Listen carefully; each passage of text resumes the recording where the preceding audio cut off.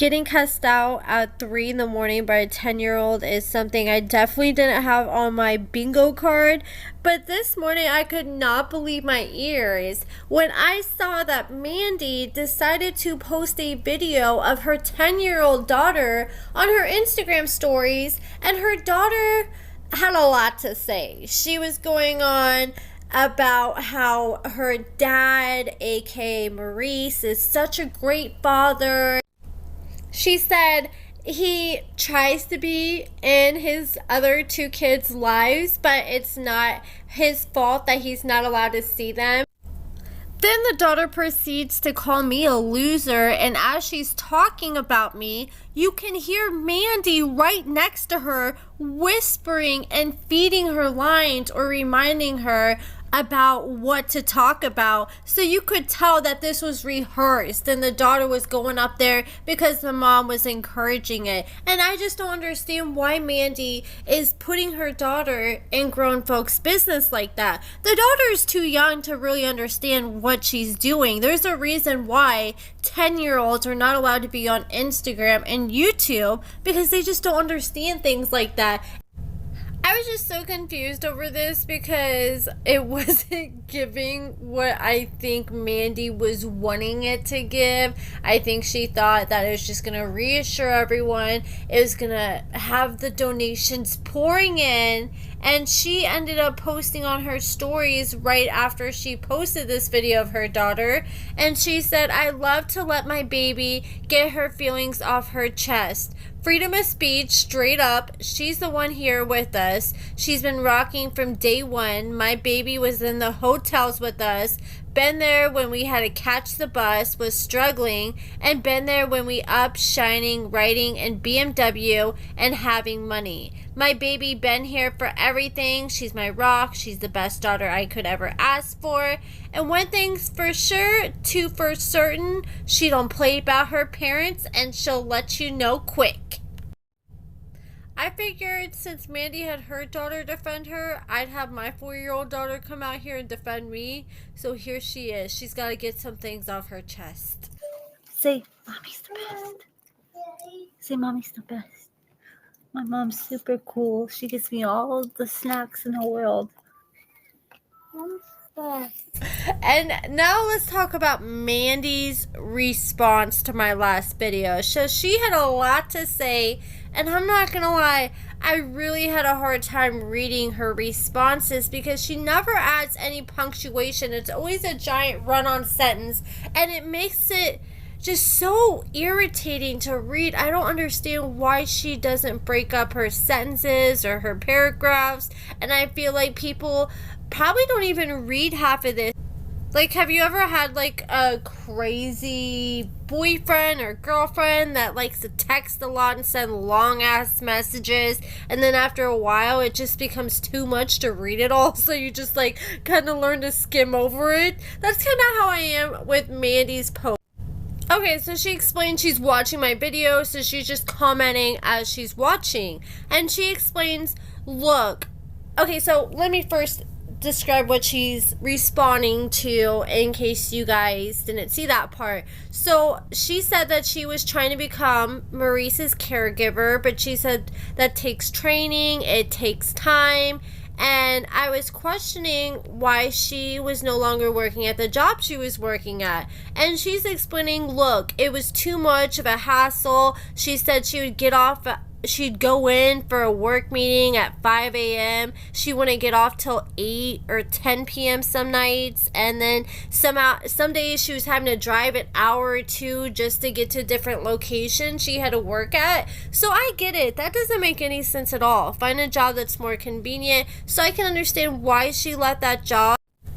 Then my last video I pointed out, I'm like, okay, she said she had to quit her job to take care of Maurice, but Maurice has somebody that comes over to take care of him. And she's like, yeah, but this person only takes care of him for 4 hours a day. She explained she was working till 9 or 10, and the provider would take care of him for 4 hours a day. And then once the provider leaves, no one's there with him outside of her daughter that he was watching when she got out of school. So she said she had to quit his job to take care of him. She said, I don't know why you're finding things so hard to believe.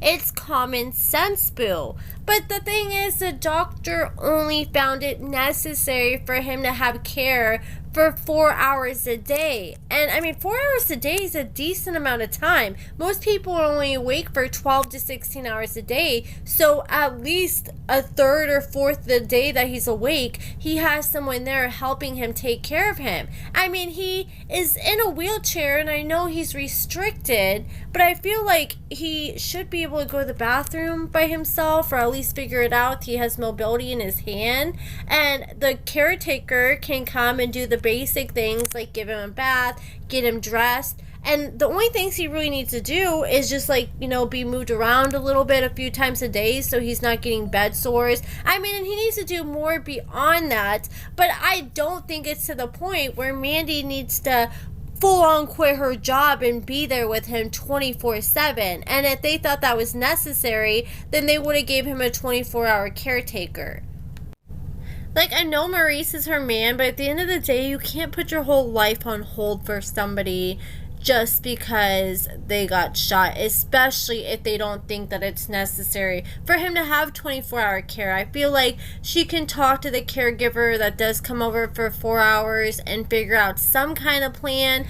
I'm sure the caregiver will know how to set him up for success for the rest of the day so he can do it as independent as possible, and probably give some tips and all that good stuff, because trying to live off a GoFundMe, that is not going to have any kind of longevity whatsoever. This next part is so ridiculous. So, okay, Mandy finally came out and was like, guys, the real reason Maurice got shot is because a guy bumped into him. Maurice said, aren't you gonna say excuse me? And the man said F you and started spraying bullets and shot Maurice, left him paralyzed, and ended up shooting an innocent bystander and ended up taking his life. And I had doubts about that because I have listened to the police scanner audio where they explained that they had talked to numerous witnesses who explained they saw a man with no shirt on running down the street with a black ski mask on, running away after he shot Maurice. And here she is. And she's like, girl, you're such a liar. It's annoying. You never come with facts. Yes, the man had a ski mask, like I said. But she's like, oh, you're lying because the man was walking. He wasn't running. Even though she explains that after he shot Maurice, that he pretty much hustles off after that. So she goes on to say, okay, so the man did have a ski mask on. He was never running. He was walking through crowds of people. He bumped into us on his way from whatever crime he came from. So she claims that he just got done doing another crime and was walking down the street just casually in a ski mask, bumped into them, and Maurice decided to catch an attitude with a man in a ski mask. And I mean, what do you really expect is going to happen? And he said, excuse you, aren't you going to say excuse me? He said, F you, and then shot him. He doesn't know my husband and wasn't there for my husband because when we exited the train, he was selling merchandise to some booth there and was yelling and arguing with him. And, okay, here's another thing, too.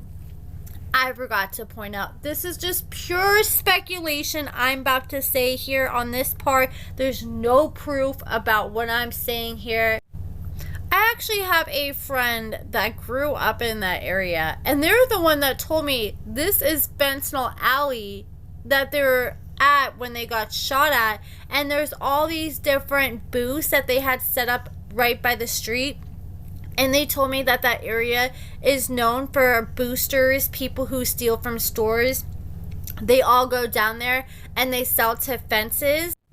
Most of these fences have either stores or like merchandise booths. So I kind of speculate maybe that's why Maurice was down there. Maybe he was selling some merchandise that he had got from a store and he was trying to flip it and get some money. But like I said, that's just pure speculation. I have no proof to back that up. But where he was shot was literally right next to numerous booths. And she said that they were right next to booths when they got shot because the guy was trying to sell merchandise to someone.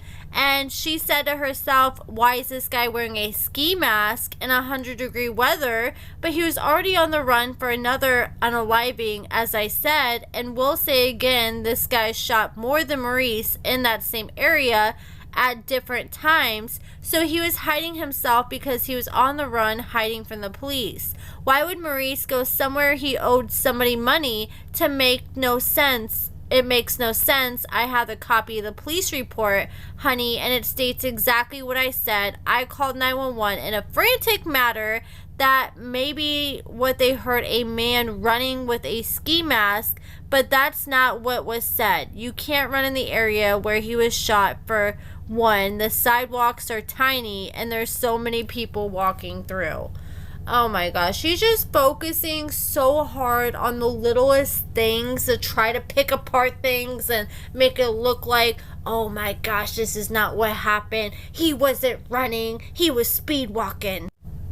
Then she responds to me when I was questioning why she is choosing to pay $1,000 a month in a car payment when they claim they don't even have money to get him like a wheelchair cushion or numerous other needs that they have. And she said, look, $1,000 car payment, that's what happens when you're taking over car payments on someone else's car.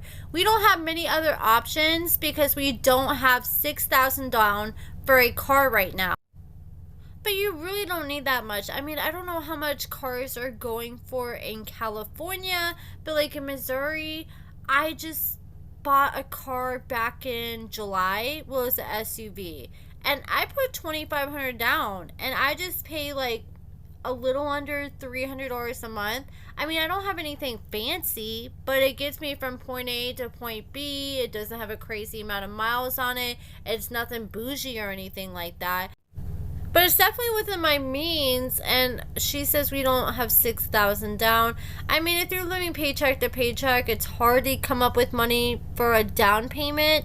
But $1,000 a month, that is excessive. That is excessive, and I feel like if they just would have skipped that Vegas trip, that could have been a down payment for a car right there. And she explains we took over a high car payment and have the car now. It's better than paying $6,000 down for a car with not so good credit. And I guess I really didn't think about the fact that they probably don't have good credit, which probably makes it harder for them to get what they want. But damn, like, how many cars have we seen Mandy show us now that she's claimed she's bought? She had that pink car, she had a BMW, there is multiple SUVs she showed us, and she swore up and down she bought these cars only for us to not see these cars ever again. Mandy decided to come out and respond to everything, because I also was talking about how she worked for AT&T before she quit her job, and I explained how she was working for either like a Sam's Club or a Walmart, but she's like, oh, do not lowball me to a Walmart worker.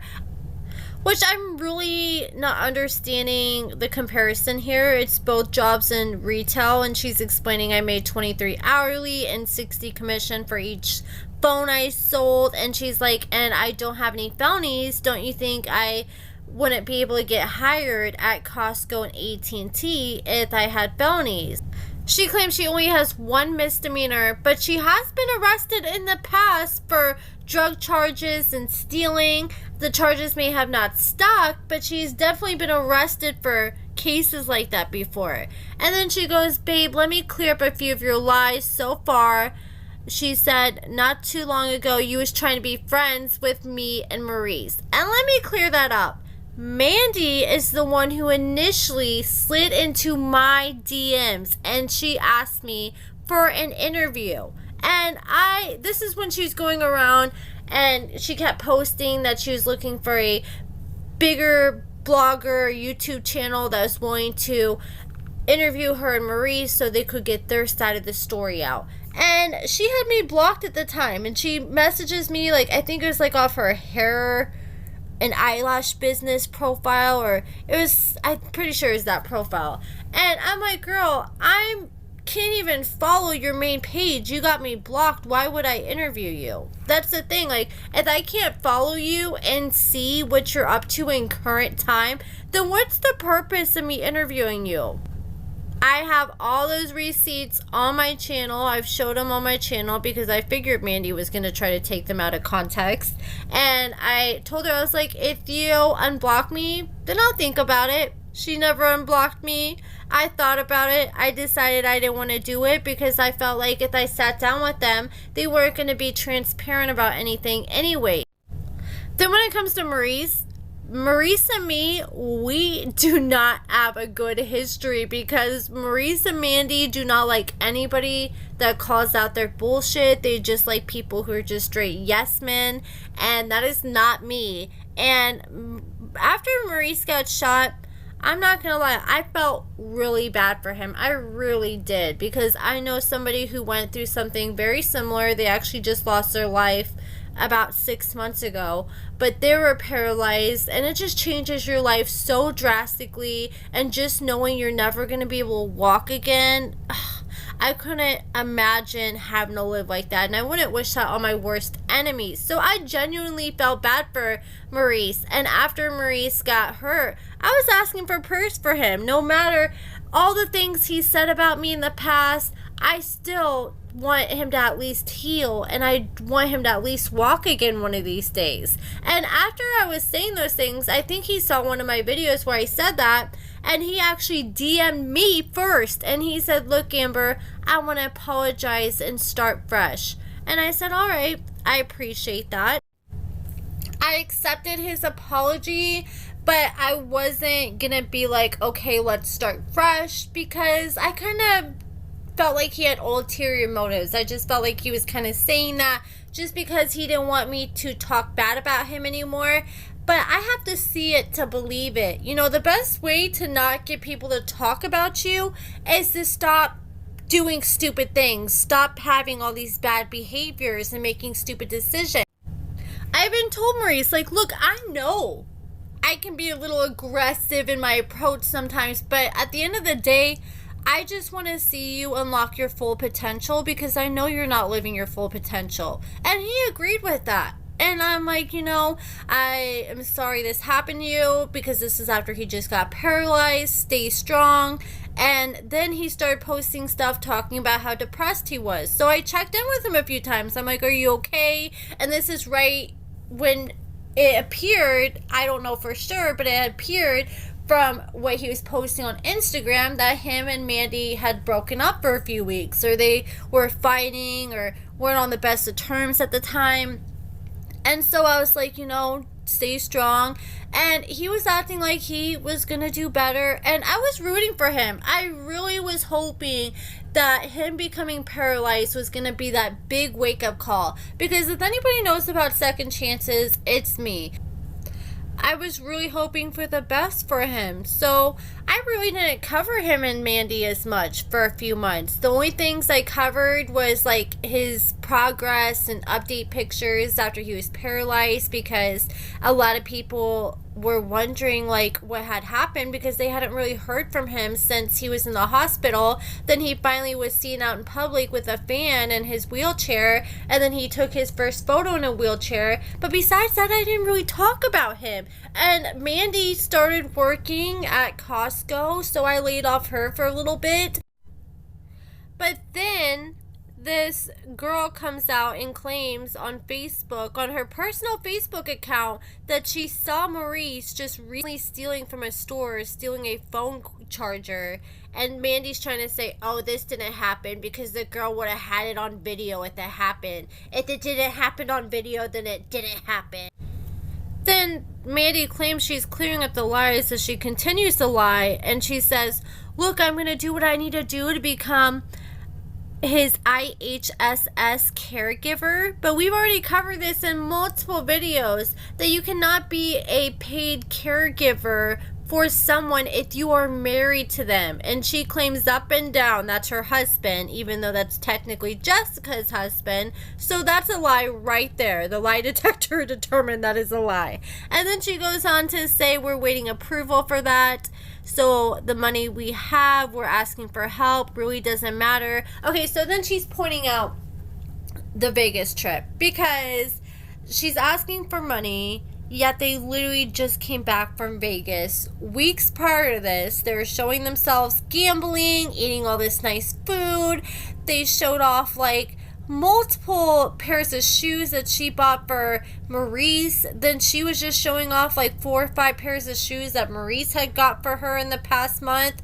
And they've been flexing a lot of different things. They've been flexing numerous cars. Some of them are very nice cars like BMWs, and claiming that these are all theirs and flashing these big stacks of money. And then she turns around and says right here, well, that hotel in Vegas was actually comped. But you have to spend quite a bit of money in Vegas to be getting comped hotel rooms like that. Okay, so maybe the hotel room was comped, okay. But still, you got to pay for gas, gambling, all that. They're showing off like $220 she won while she was gambling. And she's like, look, life's expensive. That money was gone right afterwards. And she said that money went towards bills, car notes. And here's the thing. That's why so many people are so annoyed by Mandy and Maurice. Not just because of their lies, but mainly because of their lies. The constant flexing, when in reality, everyone knows that's your rent money you're flexing right before you go pay your landlord. All these cars that we've seen that were probably just rentals that they're trying to act like they had purchased and bought. These homes that Mandy has shown off that she claims she was about to move into. Like, we saw her show off a house like a year ago, and she said, oh, it's a 2-bedroom for us. Oh, we're going to have our own washer and dryer. And that still hasn't happened. And that's the thing. She just constantly flexes all these things. Bought when in reality it looked like they were just rentals that they had for a week or two and then turned around and returned. And I mean, they take numerous trips to Vegas every single year. I think they're at least on their 2nd or 3rd vacation this past year. It seems like at least every 6 months they're going to Vegas. They had that little resort in Vegas that they went to.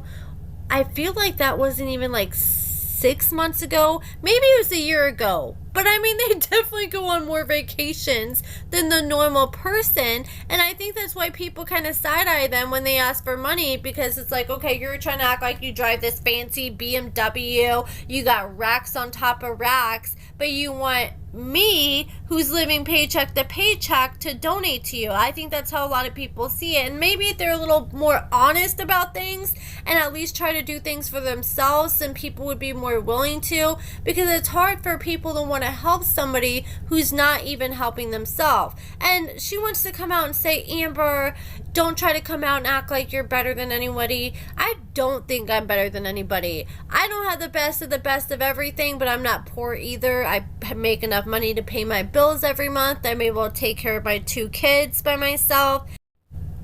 Life's not perfect by any means, but we make it happen. I just feel like if you're going to be out here starting GoFundMes for $10,000, then people deserve some transparency. And she's trying to be like, oh, it's common sense and explaining all these things. But a lot of these things she did not touch on until after she asked for money. And if you're going to be asking people for money, then people have the right to ask questions. But that is it for this video, guys. Let me know what you guys think about everything in the comments below. Give this video a thumbs up, subscribe, and thank you so much for watching.